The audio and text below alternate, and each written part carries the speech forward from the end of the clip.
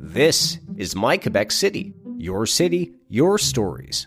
Whether for personal pleasure or the greater good, community involvement is one of the best things you can do. Because honestly, what is community without involvement? And of course, it's a great way to meet people when you're living somewhere new. For a very long time, Shirley has been ubiquitous in her community involvement here in Quebec City. And indeed, she's done it for personal pleasure and the greater good. She's my fellow Maritimer, an ambassador, and a lifeline for so many people. So, Shirley, what's your story?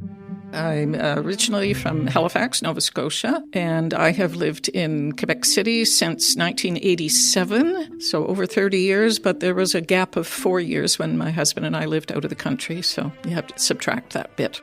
And in fact, it was love and work that brought you here in the first place. Absolutely. It was because of my husband's career in the Navy. We met in 1970. We were married in 1971. We're celebrating our 55th wedding anniversary this year. And after about 4 or 5 years in Halifax together, we started moving, as the Navy is wont to do. Anybody with a military career, you know what different postings are like. So we lived in Victoria, British Columbia, back to Halifax, and then we went to Toronto, and then back to Halifax. And finally, in 1987, we went to Quebec City for the first time.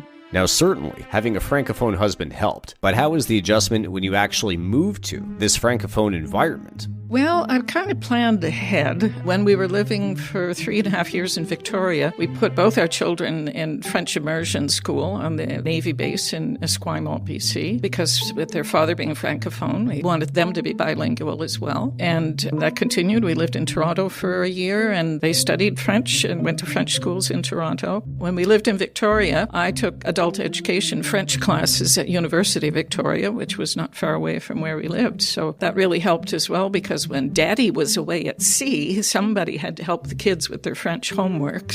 And when we moved to Quebec in 1987, I also attended les cours de français pour non-francophones à l'Université Laval.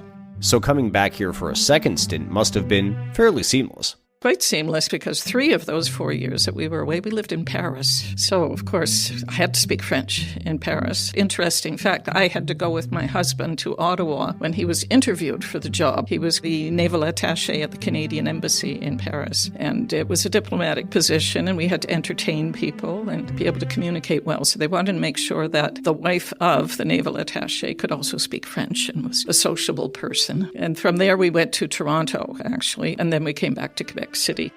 Among all that you do in and for the community, what are some things that you do first just for your own enjoyment?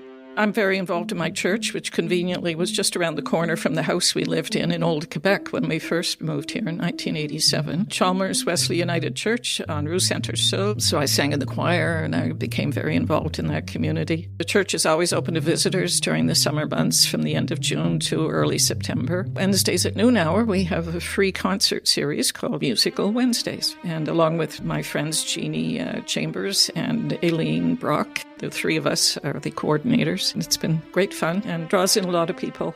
I also became involved with the Quebec Art Company. 1990 was the first time when they did Fiddler on the Roof, and I was just in the chorus. But after that, I was Aunt Eller in Oklahoma in 2007. I was in the comedy called Harvey. That was 2008. Guys and Dolls, that was a fun one. In 2011, I was General Matilda B. Cartwright, like a Salvation Army general.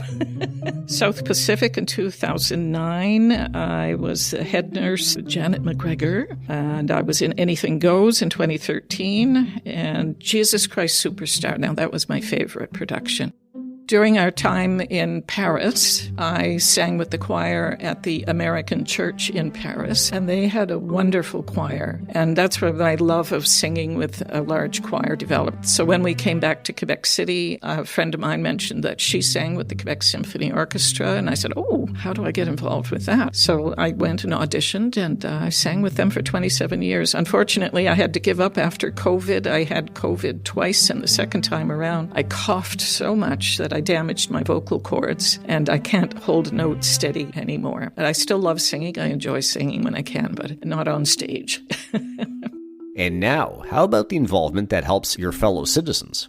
When we came back from Toronto, that was when I became involved with driving people for the Jeffrey Hale.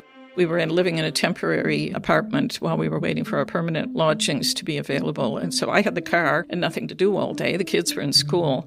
So I heard they were looking for volunteer drivers. So I've been doing that for over 15 years. The Christmas hamper campaign, I started off just as a representative for my church on the organizing committee. But over 10 years ago, I was elected as chairperson, and that's been wonderful, a wonderful organization. The Voice of English-speaking Québec, the staff there, they really put their hearts and souls, all the background organizing work. But the committee is representatives of the various churches and schools and other organizations in the city who are involved with running the show, basically. Delivery day is always a big day. We call it D-Day. And Santa Claus is there helping to load the cars that are taking the boxes of groceries to. This year, almost 300 households were helped. This isn't volunteer, but you work for the Quebec Chronicle-Telegraph, and I would imagine that you've experienced some amazing things in this community during your time at the paper. That's got to be enriching too.